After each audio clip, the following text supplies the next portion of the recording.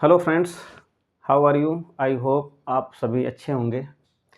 Friends, last lecture में हम लोगों ने डिस्कस किया हुआ था जितने भी यानी कि लास्ट लेक्चर हो या उससे प्रीवियस 3-4 लेक्चर हों, हम लोग बात कर रहे हैं फंक्शन के बारे में।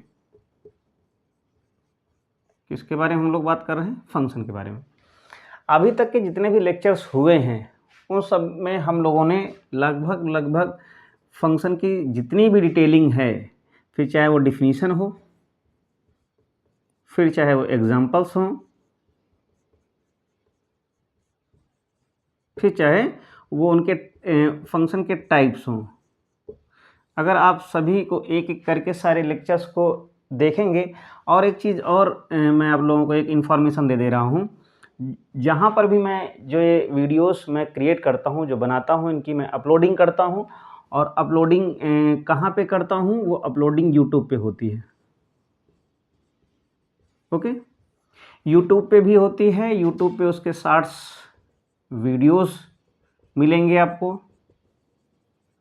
कुछ छोटे छोटे क्लिप्स मिलेंगे, और यूट्यूब पे इसके फुल वीडियो भी हैं।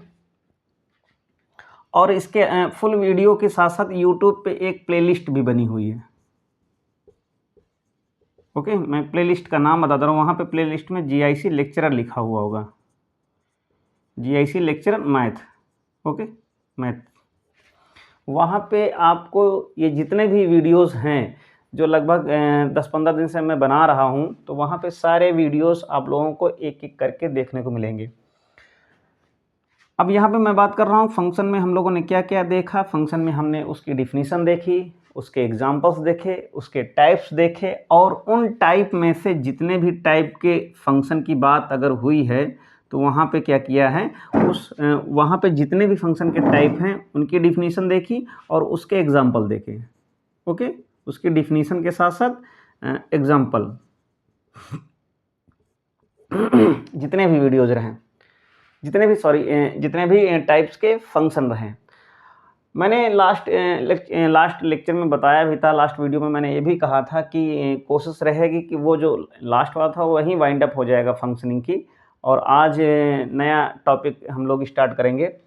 लेकिन यहाँ पे थोड़ा सा मुझे लगा कि कुछ क्वेश्चंस हैं जिनको अभी हम लोग करा दें तो बेहतर होगा। ठीक, तो कौन कौन से क्वेश्चन हैं उनके बारे में हम लोग आज डिस्कस करेंगे। और आप लोगों के लिए ये भी मैं बता दे रहा हूँ कि ये जो लेक्चर्स हैं, जो वीडियो हैं, यानी कि जो भी मैथमेटिक्स का कंटेंट है, फिर से मैं रिकॉल कर दे रहा हूँ उसका, यानी कि वो लेवल कितना है। तो वहाँ पे लेवल तो फ़िलहाल यानी कि चाहे वो 11th हो, फिर चाहे 12th हो, BSc MSc के साथ साथ जितने भी कम्पिटिटिव एग्ज़ाम होते हैं टीचिंग के, फिर चाहे वो TGT हो, चाहे PGT हो, और ये इसके साथ साथ PGT के जो एंट्रेंस हैं, जो PGT का एंट्रेंस होता है उसमें भी यूज़फुल है, मतलब यूज़फुल है। PGT के एंट्रेंस में कोशिश यही रहती है, जितने भी PGT के एंट्रेंस के एग्ज़ाम होते हैं उसमें कोशिश ये करते हैं जो पेपर का लेवल होता है वो क्या होता है, या तो 12th होगा या तो BSc होगा। ओके, बात समझ में? या तो 12th की मैथमेटिक्स होगी, और 12th की मैथमेटिक्स के साथ साथ BSc के भी उसमें क्वेश्चंस इंक्लूड रहते हैं। बहुत सारी चीज़ें हैं, जैसे कि बहुत सारे अभी भी यहाँ तक कि जो ये 11-12 में ये पूरी तरीके से यानी बेसिक फाउंडेशन से ही शुरू हो जाता है फंक्शन, यानी सेट के साथ साथ सेट, और सेट जैसे ही पढ़ते हैं हम लोग सेट के साथ साथ रिलेशन, और रिलेशन के बाद तुरंत क्या आ जाता है, फंक्शन। ये सब पूरा टोटली पूरी तरीके से ये 11वीं और 12वीं का ही कंटेंट है। लेकिन बहुत सारे टीचर्स क्या करते हैं, इसको स्किप कर देते हैं, वहीं पुराना ढर्रा जो होता है, जैसे बोलते नहीं कि जो शुरू से ही पढ़ते चले आ रहे हैं सेट और फंक्शन को छोड़ करके, वहीं अलजेब्रा, वहीं कैलकुलस, डिफरेंशिएशन, इंटीग्रेशन, और डिफरेंशिएशन इंटीग्रेशन में ये सारी चीज़ें हैं, लेकिन फिर भी वो उसको स्किप कर देते हैं। मोटा मोटा इसका अवकलन, इसका डिफरेंशिएशन, इसका इंटीग्रेशन वगैरह वगैरह इस तरीके से हुआ करता है। तो मैं कोशिश यहाँ पे कर रहा हूँ कि 11वीं और 12वीं के भी बच्चे इसको समझें कि एक्चुअल में ये सेट फंक्शन रिलेशन है क्या, उसका यूजफुल इसका क्या है, यूटिलाइज कैसे हम करेंगे, डिफ्रेंशिएशन हो चाहे इंटीग्रेशन हो। अब जैसे कोई भी बात अगर मैं यहाँ पे ये कहूँ कि जैसे किसी भी अगर हम लोग कोई भी अगर डेरिवेटिव निकालते हैं, जैसे जो बच्चे होते हैं उनको खासकर यूपी बोर्ड के बच्चों को तो पता ही नहीं होता कि जो हम लोग डेरिवेटिव निकाल रहे हैं यानी कि जो डिफ्रेंशिएशन कर रहे हैं, ठीक, वो किसका करते हैं उनको ये नहीं पता। उनको बस ये पता होता है हाँ ये d/dx है और यहाँ पे हमने कर दिया, कुछ भी कर दिया, ये sin x लिखा है या cos x लिखा है या इसकी जगह पे कुछ भी लिखा है, x लिखा हुआ है या x² लिखा, कुछ भी लिखा है, बस उनको इससे मतलब ही नहीं है कि what is this, what is sin x, what is x, ये पता ही नहीं है। तो एक्चुअल में यही सारी चीज़ें, ये साइन एक्स, अगर किसी भी किसका हम डिफरेंशिएशन करते हैं, किसका डेरिवेटिव फाइंड आउट करते हैं, तो चाहे डिफरेंशिएशन फाइंड आउट करें चाहे डेरिवेटिव फाइंड आउट करें, इसके बारे में बात करेंगे। एक्चुअल में डेरिवेटिव जब हम लोग बात करेंगे इसके बारे में, डेरिवेटिव के बारे में बात करेंगे, डिफरेंशिएशन के बारे में बात करेंगे, तो बात करेंगे एक्चुअल में डेरिवेटिव डिफरेंशिएशन में भी डिफरेंस है, तो आगे के लेक्चर में हम लोग बात करेंगे। इसलिए कोशिश कीजिए कि जो भी लेक्चर्स अगर हम उसको देखते हैं तो उसको कम्प्लीटली देखें अच्छे से, ठीक। तो यहाँ पे चाहे डेरिवेटिव हो चाहे डिफरेंशिएशन, किसका हम निकालते हैं तो फंक्शन का ही निकालते हैं। अगर बात आई है तो इसलिए मैं यहाँ पे बता रहा हूँ कि अगर कोई फंक्शन है उसी का है हम लोग क्या निकालेंगे, डेरिवेटिव डिफरेंशिएशन करते हैं। उसके अलावा यानी फंक्शन है ही क्या है, फंक्शन जो टर्म है वो फंक्शन क्या है, ये फाउंडेशन ही है। जो हम लोग अलजेब्रा पढ़ते हैं, जो भी मैथमेटिक्स पढ़ें, खासकर प्योर मैथमेटिक्स अगर हम पढ़ते हैं, तो इसके अलावा यानी जो कुछ भी जितनी भी चीज़ें हम करते हैं वो सारी यानी कुछ भी करें तो क्या करेंगे हम लोग, फंक्शन का ही करेंगे। फंक्शन की वो सारी चीज़ें होती हैं, कंटिन्यूटी हो चाहे वो डिफरेंशिएबिलिटी हो चाहे इंटीग्रेबिलिटी हो, ठीक। तो इतना थोड़ा सा इस पर मैंने थोड़ा सा स्टार्टिंग में 4-5 मिनट मैंने इसी पे लगाए हैं कि ये फंक्शन है क्या, फंक्शन की इम्पोर्टेंस क्या है। विदाउट फंक्शन लगभग मैथमेटिक्स है ही नहीं, नील ही है, ठीक। तो आज का क्वेश्चन देखते हैं। कुछ चीज़ें और हैं, फिलहाल ये तो थोड़ा सा मैंने बता दिया है फंक्शन के बारे में, यानी कि फंक्शन का कहाँ इम्पोर्टेंस क्या है, बिना फंक्शन के है क्या क्या, यानी कि कुछ भी नहीं है लगभग। अगर थोड़ा सा यहाँ पे हम लोगों ने जैसे कि एक टर्म है इनवर्स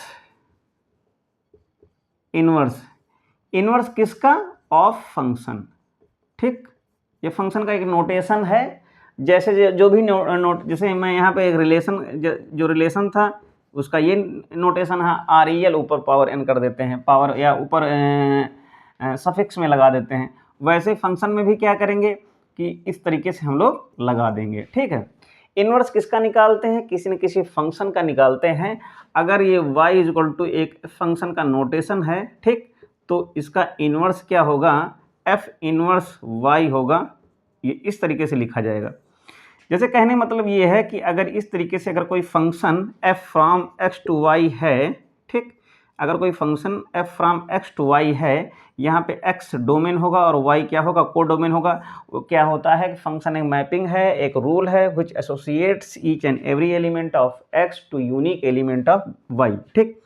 यानी कि इधर के सारे एलिमेंट फिल हों चाहे ना हो, कनेक्ट हों चाहे ना हो, लेकिन इधर के एलिमेंट की हर एक की एलिमेंट की एक इमेज होनी चाहिए। तो कहने मतलब ये है कि जैसे यहाँ पे कोई एलिमेंट x है तो क्या करेगा, यहाँ के एक एलिमेंट के साथ यूनिक एलिमेंट के साथ एसोसिएट होगा, तो उसको हम लोग क्या करेंगे, एक ये इसको पकड़ करके इधर ले जाता है तो ये fx इसके साथ अटैच हो जाता है। अगर वहीं ये उल्टा हो जाएगा, अगर इधर से इधर इसको लाएंगे तो f इनवर्स हो जाएगा। जो f इनवर्स होता है वो क्या होगा, वो f इनवर्स क्या हो जाएगा, वो उल्टा हो जाएगा, वो y to x हो जाएगा, ठीक। ये तो सारी बातें थी फिलहाल। तो कहने का मतलब ये है कि अगर कोई फंक्शन है उसका इनवर्स एग्जिस्ट कब करता है, अगर कहीं बात ये कही जाएगी कि इसका इनवर्स एग्जिस्ट कब होगा, तो किसी भी फंक्शन का इनवर्स एग्जिस्ट तभी होता है जब वो फंक्शन बाइजेक्शन हो, यानी बाइजेक्टिव फंक्शन हो। Bijective function that means injective and surjective दोनों हो। इंजेक्टिव का मतलब होता है 1 एंड सर्जेक्टिव का मतलब होता है ऑन टू होता है, ठीक। इतनी बातें समझ में आ रही होंगी, आई होप। जो चीज़ें मैं बताने की कोशिश कर रहा हूँ वो सारी चीज़ें आप लोग कनेक्ट करते रहिएगा। और कभी कभी होता है कि चीज़ें थोड़ा सा छूट जाती हैं तो वीडियो को जो है थोड़ा सा पीछे बैक करके भी देखी जा सकती हैं। तो किसी फंक्शन का इन्वर्स तभी एग्जिस्ट करेगा जब वो फंक्शन 1 1 और ऑन टू दोनों हो। ठीक, क्या होगा, ये वाइस वर्सा चीजें होती हैं। इफ एंड ओनली इफ का केस होता है कि कहने मतलब ये है if function f is 1 1 1 1 on 2, okay, अगर ये दोनों चीजें हैं तो ये क्या होगा, ये जो फंक्शन होगा इसका इन्वर्स एग्जिस्ट करेगा।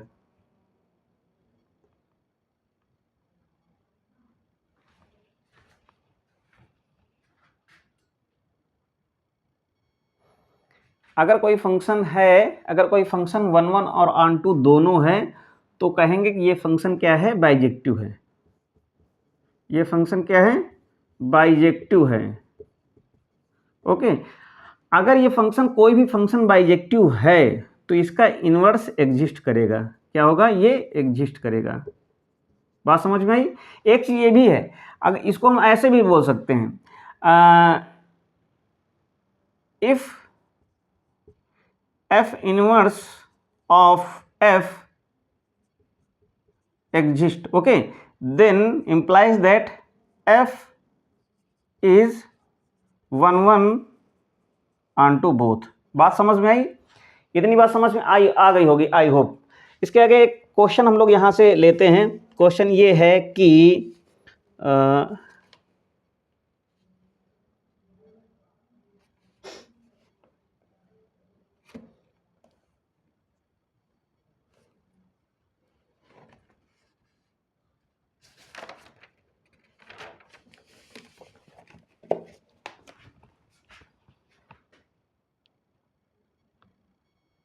ये यहाँ पे क्वेश्चन है कि f from r to r and r to r का मतलब है कि वो जो फंक्शन है वो r से r पे ही है, यानी कि set of real number two set of real number. ये f(x) की वैल्यू दी हुई है, यहाँ से कह रहा है कि इसका इन्वर्स फाइंड आउट करना है। इन्वर्स फाइंड आउट करने मतलब ये है कि ये जो फंक्शन दिया है इसको हम लोग किसके इक्वल कर लेंगे, इसको y के इक्वल कर लेंगे। That means y is equal to हो जाएगा 3x माइनस 5। तो यहाँ से अगर हम 3x की वैल्यू निकालेंगे, 3x इज इक्वल टू हो जाएगा y प्लस 5। ओके, अब यहाँ से x की वैल्यू निकालेंगे तो ये हो जाएगा y प्लस 5/3, ये आ जाएगा। बस यहाँ से यहीं से ही कैलकुलेशन कंप्लीट हो गया।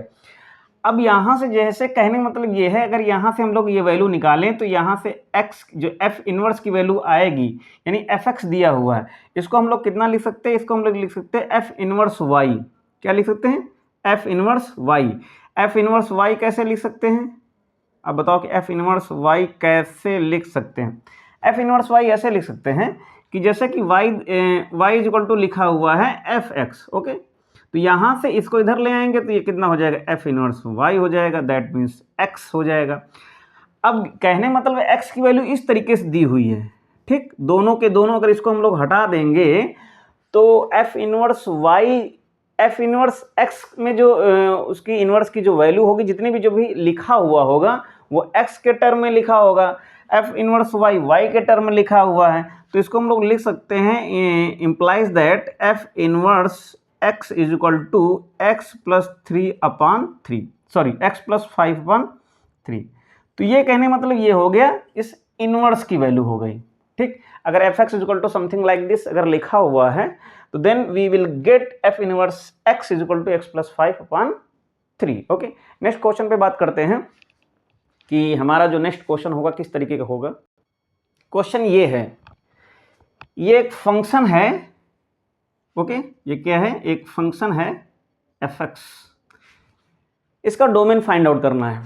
डोमेन फाइंड आउट करने मतलब ये है कि अब यहाँ पे फंक्शन क्या है, जो मैपिंग जो जा रही है वो क्या है, साइन की है जा रही। तो फंक्शन क्या होगा, तो सबसे पहले क्या करेंगे, इतना हमको ये पता है कि इस रूट की वैल्यू जो ओवरऑल है वो greater than or equal to 0 होगी। 0 भी हो सकती है, ग्रेटर देन भी हो सकती है, लेकिन निगेटिव नहीं होगा, क्योंकि निगेटिव होगा कहने मतलब रूट के अंदर अगर वैल्यू निगेटिव आ रही है तो वो कॉम्प्लेक्स फॉर्म करेगी। वो क्या करेगी, कॉम्प्लेक्स फॉर्म करेगी, कॉम्प्लेक्स नंबर होगी। और कॉम्प्लेक्स नंबर कैसी होती है, उसमें इमेजिनरी रियल रूट्स दोनों होते हैं। ठीक, तो यहाँ पे क्या करेंगे, इसकी वैल्यू को अगर हम लोग इस तरीके से कंसीडर करेंगे, कंसीडर क्या है, होगी ही, तो लिखेंगे कि साइन इनवर्स 2x प्लस 5/6 की वैल्यू क्या होगी, वो ग्रेटर देन 0 होगी। ठीक। अगर वो ग्रेटर देन 0 होगी तो यहाँ से क्या करेंगे, प्लस माइनस करेंगे तो इम्प्लाइज दैट कि जो साइन इनवर्स 2x की जो वैल्यू है वो greater then or equal to -π/6 हो जाएगी, जो इधर था वो हो जाएगी। अब एक चीज़ हमको ये भी पता है कि जो साइन इनवर्स की जो वैल्यू होती है फिर चाहे उसमें 2x हो 3x हो कुछ भी हो, तो यहाँ से हम लिखेंगे कि we know that what we know that is -π/2 less than or equal to sine inverse 2x, ये इस तरीके से। ठीक, यानी कि हम जानते हैं कि इसकी जो वैल्यू होगी इसके से बीच में होगी। और एक चीज़ ये भी है कि जो इसकी वैल्यू है इससे बड़ी है और ये वाली वैल्यू इससे छोटी है, तो इसका कहने मतलब ये है कि एक चीज़, इस चीज़ को हम लोग यहाँ पर ये भी लिख सकते हैं कि that means that is π/6 less than or equal to minus का π/2 एंड एज वेल जो भी लिखा हुआ है उसको हम लोग लिख देंगे साइन इनवर्स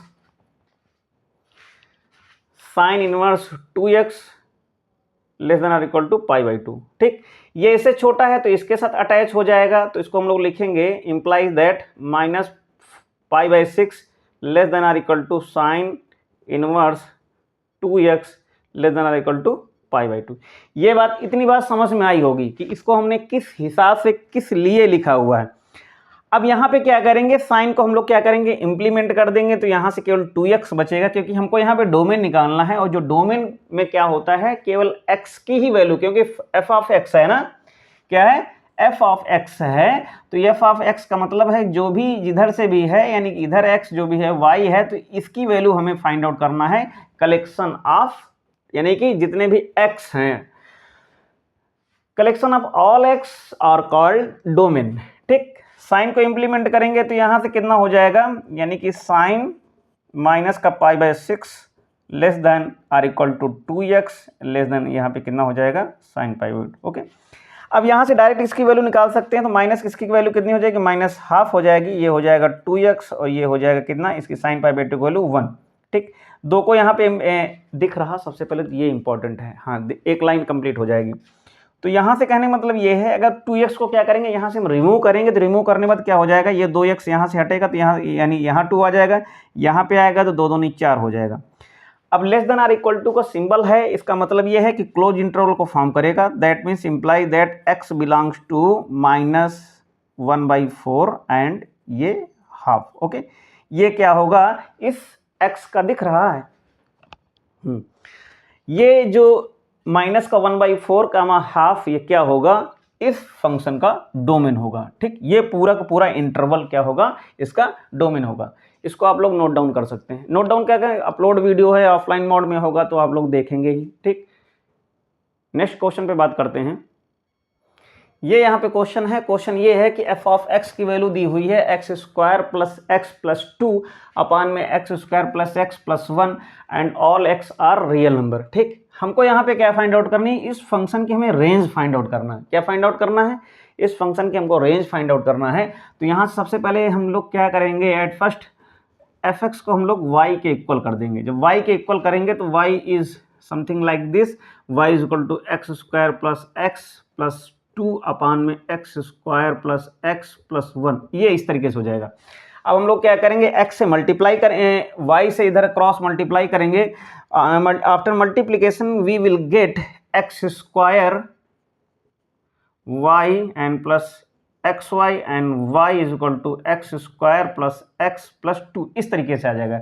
अब हम लोग क्या करेंगे, इधर वैल्यू को इधर हम, यानी कि x² की तरफ वैल्यू जाएगी, तो क्या हमको मिलेगा, x², ये y-1 and plus y-1 and plus y-2 इधर आ जाएगा, ये इक्वल टू 0 हो जाएगा। ठीक, अब ये क्या है कि ये क्वाड्रेटिक इक्वेशन फॉर्म में कर गया है जो x के वेरिएबल में है। ये सारे क्या हैं, एज ए कांस्टेंट हम लोग इसको ट्रीट करेंगे, यानी कि x वेरिएबल का एक ये क्वाड्रेटिक इक्वेशन हो गया है। अगर यहाँ पे ऐसा है क्योंकि रियल नंबर है, तो रियल नंबर के लिए क्या होगा, यहाँ पे जो डिस्क्रिमिनेंट होता है, यानी कि डिस्क्रिमिनेंट की वैल्यू क्या होती है, अगर कोई भी इस तरीके से x² + bx + c ये क्वाड्रेटिक इक्वेशन है, तो b² - 4ac is greater than equal to 0। तो यहाँ से डी की वैल्यू को अगर हम लोग निकालेंगे तो डी की वैल्यू को निकालने के बाद क्या होगा, इसको हम लोग इस तरीके से लिखेंगे B square minus 4ac, B यहाँ पे y माइनस 1 है और a यहाँ पर भी y माइनस 1 है और जो c की वैल्यू है वो y माइनस 2 लिखी हुई है। तो इसको हम लोग कैलकुलेट करेंगे तो d की, तो यहाँ से कितना होगा, ये हो जाएगा y माइनस 1 का होल स्क्वायर माइनस 4, ओके, और ये हो जाएगा कितना y माइनस 1 ac, यानी ये कितना हो जाएगा y minus 2 is greater than or equal to 0। ठीक, ये बात समझ में इतनी है। अब यहाँ से क्या करेंगे, अगर हम लोग यहाँ पे कॉमन कर लें तो y माइनस 1 अगर हम लोग कॉमन करेंगे तो यहाँ से ये y माइनस 1 का एक बचेगा, ओके, माइनस 4 और ये हो जाएगा कितना y minus 2 greater than or equal to 0। तो यहाँ से इसको थोड़ा सा कैलकुलेट करेंगे तो y माइनस 1 हो जाएगा और यहाँ से y माइनस 1 माइनस का 4y और ये प्लस का ये हो जाएगा 8 हो जाएगा greater than or equal to 0।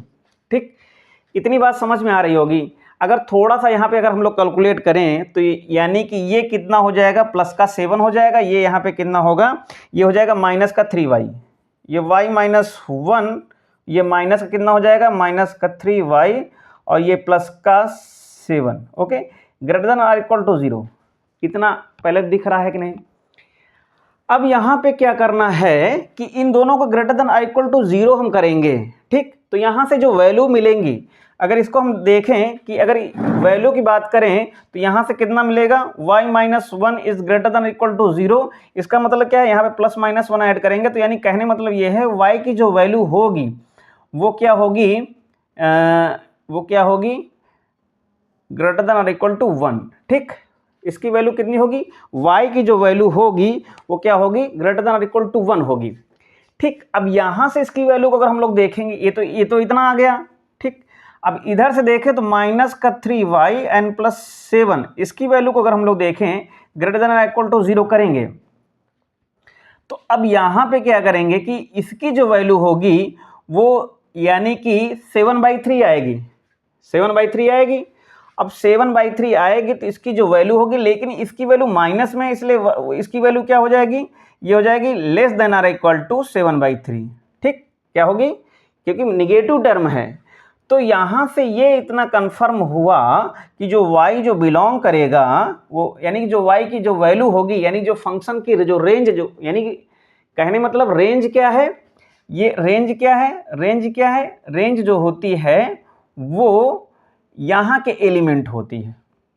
ठीक, यानी जो कोडोमेन का एलिमेंट होता है वो रेंज है। तो यानी कलेक्शन ऑफ ऑल y, ठीक, collection of all y that's associate all x वो रेंज है। तो यहाँ से y जो बिलोंग करेगा वो 7/3 और कामा 1, ये क्लोज इंटरवल होगा, ये होगी y की वैल्यू, यानी all y that's associate all x of x। Okay, ये यहाँ पे क्वेश्चन है, एक फंक्शन है जो वेरी कर रहा है r से s पे। यस एक अनदर सेट है या इंटरवल है और r क्या है, सेट ऑफ रियल नंबर है, हमें फाइंड आउट करना। और ये फंक्शन इस तरीके से दिया हुआ है। फंक्शन कैसा दिया है, f of x equal to लिखा है sin x minus √3 cos x plus 1। Then interval of s होगा क्या, यानी इस f की वैल्यू होगी क्या, जहाँ जहाँ पे ये फंक्शन एसोसिएट, फंक्शन के सारे x एसोसिएट होंगे। तो एक थोड़ा सा यहाँ से इसको अगर हम लोग कनेक्ट करते हैं तो एक हम लोग एक टर्म ये कहे है या फार्मूला बोल लें एक, तो वी नो दैट कि अगर फंक्शन दिया हुआ है कि a sin x n plus b cos x, अगर इस तरीके से कुछ दिया है तो अगर हम उसको लिख सकते हैं, इसको लिख सकते हैं r sine of x plus phi. और फाई क्या है, यहाँ से अगर इसकी बात करें कि फाई है क्या, फाई जो है tan inverse b upon a। ठीक, फाई क्या है, tan inverse b upon a, ये इस तरीके से। और r क्या है, रूट के अंदर a square plus b square. अगर हम लोग यहाँ से बात करें तो यहाँ से r, सबसे पहले r की वैल्यू फाइंड आउट कर लें तो r कितना हो जाएगा, a यहाँ पे 1 है और b क्या है, माइनस का √3 है, तो कितना हो जाएगा 1 प्लस √3 का तो 3 हो जाएगा, 4 हो जाएगा, यानी 2 आ जाएगा। ठीक, अगर यहाँ से फाई की बात करें तो फाई इज इक्वल टू कितना होगा, tan इनवर्स बी की वैल्यू -√3 है, ठीक, और ए की वैल्यू 1 है, तो यहाँ से इसकी जो वैल्यू होगी वो कितनी आ जाएगी, वो माइनस का π/3 आ जाएगा, क्योंकि ये π/3 दैट मीन्स 60 और tan 60 की वैल्यू √3 होती, निगेटिव है तो माइनस में आ जाएगी, तो यहाँ से फाई की जो वैल्यू होगी वो कितनी आ जाएगी, माइनस का π/3 आ जाएगी, ठीक, इतनी बात समझ में आई।